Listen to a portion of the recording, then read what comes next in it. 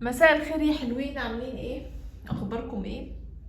انا شيري والنهارده فيديو جديد. فيديو النهارده طلبوا مني شاب من الشباب الحلوين المتابعين، هو عن نصايح لفترة الخطوبة وامتى خلاص يبقى ما ينفعش نكمل العلاقة. طبعا الفيديو هيبقى فيه نصايح اكتر هتبقى مفيدة للراجل في فترة الخطوبة، وتقدري برضو منها كبنت تعرفي ان المفروض ان خطيبك يبقى، يعني مش هقول 100% بيعمل الحاجات دي، بس الحاجات اللي انا هقولها دي هتحسن العلاقة ما بينكم. طبعا انا عارفة ان في الاول وفي الاخر كل واحد على حسب شخصيته، يعني انا ما حطيتش على فكرة شخصيتي في النصايح دي اكتر من ان انا عاملة حاجات بشكل عام. لكن انا بالنسبة لي انا كشري في حاجات هتبقى تانية مميزة، بس بصراحة يعني مش حابة ان انا اعملها، لان كل واحد هو على حسب شخصيته. يعني في بنت هتبقى حابة حاجات شوية زيادة، مختلفة شوية عن حاجات، ولكن الحاجات دي هتنفع مع الكل. دي نصايح عامة ايا كان البنت وايا كان الولد شخصيتهم عاملة ازاي، هي هتنفع مع الكل. مع الكل لو كان شخصيات يعني ناجحة او تنفع للارتباط، لان في ناس بتبقى يعني ما تنفعش معاهم الحاجات دي لان هم مش عايزين مسؤولية. هبدأ بقى بأول نصيحة، ودي أنصحها من كل قلبي لكل راجل سواء كان في خطوبة في جواز: ابعد عن الراجل اللي بيسخنك. في نوعية رجالة يشوف كده واحدة مع واحد صاحبه يعني، أو حتى لو واحد غريب، يروح يقول له ايه: خلي بالك بطريقتك دي كده هي ايه هتسيطر عليك وتدلدل رجلها وهتبقى دلدول ومش عارفه ايه، والحاجات اللي هي الرجاله بتقولها عشان بقى اللي هو يحس ان هو ايه، يعني انا مش هبقى راجل، ويبدا بقى ايه، يعني يبقى يسخن على الفاضي. وبيبقى هدفها ان الراجل ده عايز يبوظ علاقته مع البنت، يعني عارف ان هو هيروح عند البنت او عند اللي هي خطيبته او مراته، فيتعامل معاها بطريقه مش كويسه ولا طريقه ايا كانت ايه. مع الوقت يبقى فيه، يعني على الاقل هيبقى فيه شرخ في العلاقه، مع الوقت العلاقه مش هتكمل.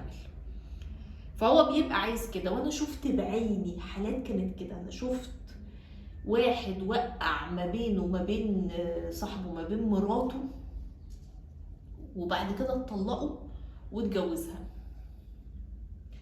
وكان بيقعد يعني جوزها ده قعد يقول ان هو كان بيسخنه، وان هو قعد يقول له ان هي مش عارفه ما ينفعش تعمل ايه، وحاول يعتذر لها وحاجات زي كده وما نفعتش. يعني انا بصراحه لومت على البنت، قلت لها لا ما تتجوزيهوش لان برضو ده شخص مش كويس، بس ما ترجعيش برضو لجوزك لان هو سمع كلامه، بس ما كانش المفروض تتجوزه. بس هي اتجوزته وهي مبسوطة والحياة ما بينهم كويسة وكل واحد حر يعني في نفسه. ولكن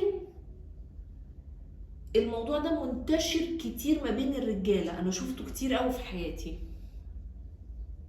ويروح لما يلاقي واحدة حلوة وعندها كارير وعندها شخصية، ويحاول يوقعك ما بينك وما بينها، يقولك لا ده كده شايفاك مش راجل، يحاول يلقح بالكلام بقى لو انتوا بقى اصحاب. وطبعا الراجل بيبقى ايه، الموضوع ده بيبقى يعني بيأثر عليه بشكل كبير، خصوصا لو هو ايه في الثقة بالنفس لسه مش باني نفسه كويس، ويبوظ له العلاقة. لان هو عارف ان انت لو مرتبط بواحدة شخصيتها قوية وعندها كارير وبتعرف تدبر امورها، هي كمان هتساعدك ان انت تطلع، يعني هتساعدك ان انت تعمل قفزة في حياتك سواء كانت مادية او في الكارير.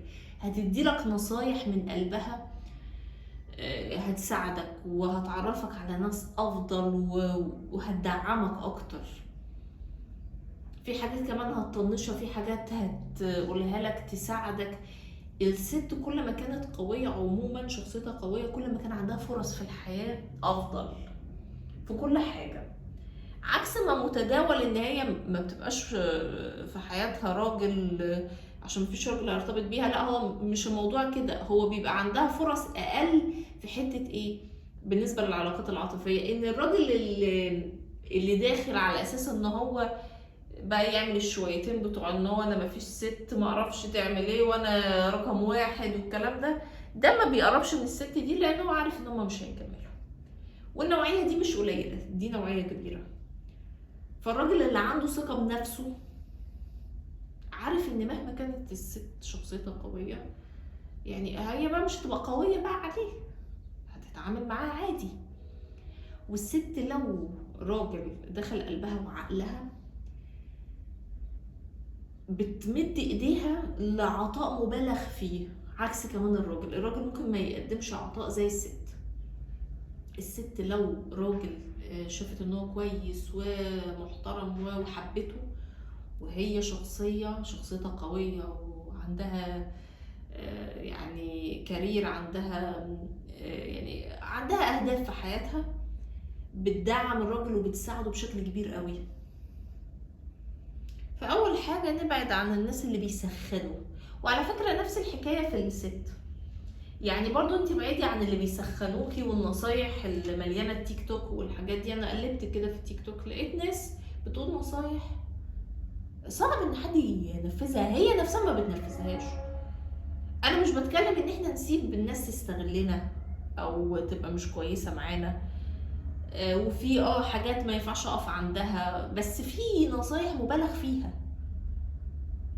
فالنصايح دي يا جماعة امانة، لان انا مش حاطة ايدي في الماء الباردة واروح اقول لواحدة روحي اعملي كذا وكذا وكذا، لا ما ينفعش. تاني حاجة، طبيعي ان الكلام هيكون فيه يعني الجزء المادي كتير شويه، يعني انتوا لسه ما تعرفوش بعض وداخلين على جواز، وخصوصا كمان ان الست بتبقى عايزه تامن مستقبلها، خايفه بقى راجل يبقى عايز يستغلها يضحك عليها. يعني الست برضو بتبقى خايفه من الموضوع ده. فطبيعي ان انتوا هتلاقي ان هي هتكلمك في الامور الماديه ومش عارفه الحاجات اللي هي البيت يبقى فين، مرتبك كام، الحاجات دي. تالت نقطة، بلاش تنبهر، بلاش تبقى منبهر قوي بان العلاقة دي في حياتك وتحسسها ان انت مش مصدق نفسك ان هي مرتبطة بيك، او تبقى فرحان قوي بزيادة قوي فالموضوع يقلب طفولي شوية. بلاش، خليك على قد ما تقدر طبيعي. وبلاش تسأل عنها زيادة عن اللزوم، يعني هو مرة في اليوم، مرتين في اليوم مثلا، في نهاية اليوم او في نص اليوم ايا كان او حتى مرة في نص اليوم، وما يكونش موضوع زيادة عن اللزوم. يعني مش اللي هو بعد كل حاجة وحاجة بتسأل عنها كتير وبتكلمها كتير اوفر، عشان هي تحس ان انت عندك حياة، تحس ان انت عندك شغل ولو انت طالب بتذاكر او عندك حياة اجتماعية تانية، فلازم يكون هي شايفة ان انت عندك حاجات موجودة، مش مقتصرة عليها هي بس. النقطة اللي بعدها، ان وانت بتكلمها لازم تنده لها باسمها. يعني بلاش عاملة ايه، انت عاملة ايه، انت فين، لا اللي هو عاملة ايه يا منى، عاملة ايه يا هاجر، عاملة ايه يا ياسمين، عاملة يعني اللي هو كده، يعني انطق اسمها. وفي وسط الكلام مهم ان انا انطق اسم شخص، لان ده معناه ان انا مهتم بيك، مش بكلمك بصيغة الغايب، او اللي هو يعني مش بقول بس انا قلت لها، او لا، اقول اسم الناس. دي حاجة كمان ذوقيا حلوة. النقطة اللي بعدها، اتكلم معاها عن مجال شغلها او دراستها وبين انك مهتم.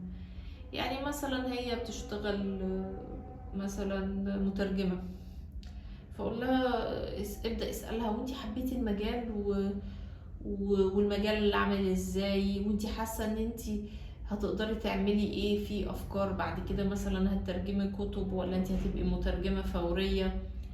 لو هي مثلا بتدرس فليكن مثلا في ايا كان تخصص اداب تاريخ مثلا، قول لها مثلا انت انت كنت بتحبي التاريخ، وهل مثلا بتفكري في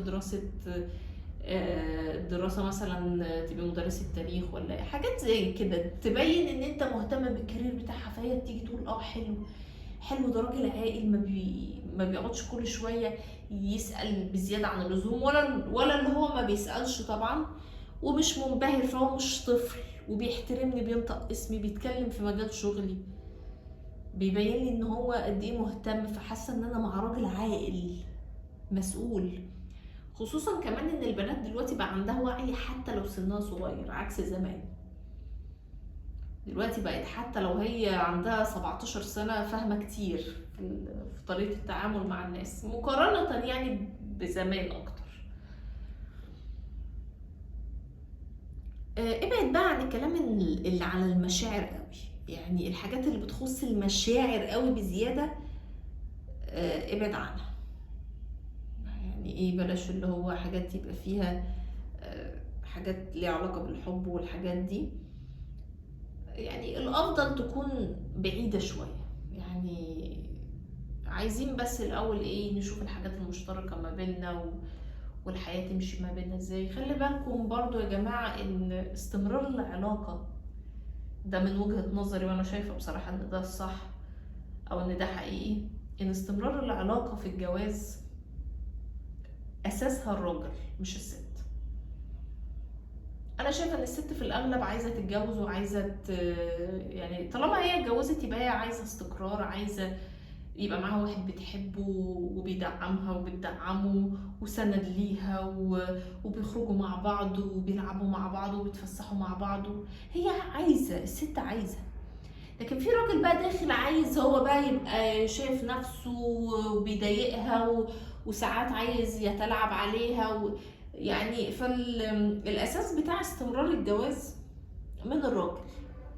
ده وجهة نظري بصراحة، وبشوف ان اي جوازة استمرت كان جزء كبير منها ان الراجل عايز استقرار حتى لو كان في عيوب.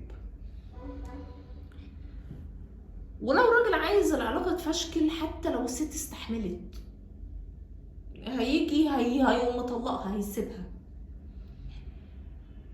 المهم بقى ان انت تبعد شويه عن المشاعر، ما تقولهاش بقى انت هتتحملي معايا الظروف الصعبه ولا لا، ما ولا هتسيبيني، ولو طلبت منك معرفش ايه هتعملي ده ولا لا. فاللي هو بلاش، يعني هي كده كده طالما هتتجوزوا هتبقوا انتوا كل حاجه شايلينها سوا، يعني مش هتمشي. بس انت ما تقولهاش الحاجات دي عشان ما تخافش، اللي هو بقى تيجي تقول اه ده انا باين عليا داخله على كفاح وفقر وحياه صعبه، فعلى ايه بقى؟ فانت بقى ما تقولهاش الحاجات دي.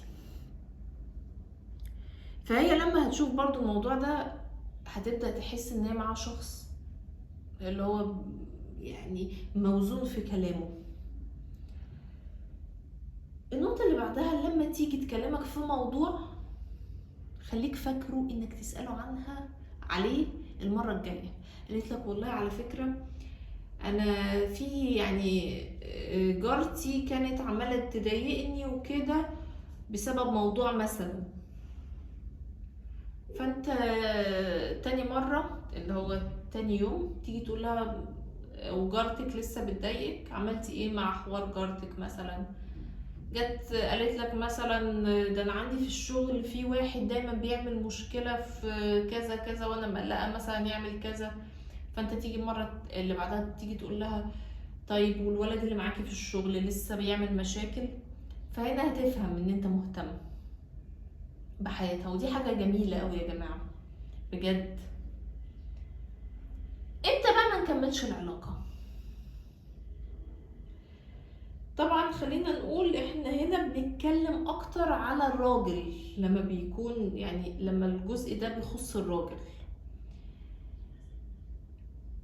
امتى كراجل ما يكملش علاقة مع بنت؟ لو ما فيش اي حاجة مشتركة ما بينكم ابدا. يعني احنا لازم ندور في ايه ما بيننا مشترك ايا كان هو ايه. في حاجة انتوا بتتعلموها مع بعض، كنتوا هواية بتعملوها مع بعض، طريقة كلامكم، طريقة تفكيركم في حاجات. طبعا مش لازم تكونوا نسخ من بعض او شبه بعض قوي. وحاجة يا جماعة مشتركة غير ان انتوا شبه بعض، دي حاجة ودي حاجة. يعني انتوا شبه بعض مش شرط لازم تكونوا شبه بعض عشان العلاقة تكمل، بس لازم يكون في ما بينكم حاجات مشتركة. دي اول حاجة. تاني حاجة، لو مش موجودة برضو العلاقة مش هتكمل، الاحترام. لازم الاحترام يكون متبادل رايح جاية كده، هي بتحترمك وانت بتحترمها، ولا هي بقى بتقلل منك وتعيش في الدور قصاد صاحباتها، تبدأ ان هي تتعامل بطريقة بقى مش حلوة عشان تبين ان هي بقى البنت بقى اللي ايه، المسيطرة وهمشي مسطرة والكلام ده. ولا انت طبعا هتتعامل بقى بالطريقة دي قصاد اصحابك، ان انت مثلا تحاول تقلل منها او حاجة. فطالما في ما بينكم احترام، العلاقة دي هتكمل. مفيش احترام حتى لو كملت بيبقى فيه شرخ، والشرخ ده بيبدأ يوسع مع الوقت، فالعلاقة هتنتهي. اخر حاجة بقى، ودي يعني دي حاجة كبيرة قوي لو في الست برضو ما تكملش معاها، لو رأيها من رأي الناس، يعني ما عندهاش رأي. يعني خرجت معاك هي وصاحبتها وكنتوا مبسوطين وكل حاجة، صاحبتها قالت لها ايه ده ازاي خطيبك قال لنا معرفش ايه وايه وايه، فتلاقيها تاني يوم تقول لك انت ازاي تقول لي كذا كذا كذا مع انها كانت كويسة. رحت قلت لها والله ايه رأيك في شهر العسل نروح الغردقة او كده، فتقول لك ماشي اوكي. وبعد كده او تقول لك استنى كده اسال بقى ماما واخواتي ايه رايكم اروح الغردقه، يقولوا لها لا والله الغردقه ايه انت تسافري بره مصر فلو رايها مش من راسها، وهي كل شويه بتقعد تاخد راي الناس يتدخلوا في حياتكم، يبقى مع السلامه. طبعا انا مش عايزه اخد الموضوع ده للتطرف، انا هنا بتكلم في حاله ان هي ده في الحاجات الكبيره وفي كل حاجه، لكن وارد ان هي تاخد رأي حد في حاجات بسيطة. يعني لو مثلا حتى على شهر العسل بس، فهي عايزة تسأل ايه الاماكن الحلوة اللي هتتبسط فيها، ماشي يمكن اوكي نعديها نمشيها. لكن لو في كل حاجة في حياتها او في الحاجات الكبيرة لازم تسأل طابور من الناس او ناس قريبة من حياتها، لا دي لا. ولو انت بتسألها حتى وهي مستنية رأيك انت على طول، لان هي ما عندهاش رأي، برضو العلاقة دي ما تكملش خالص. اتمنى يكون الفيديو بتاع النهاردة مفيد، واشوفكم على خير فيديوهات تانية.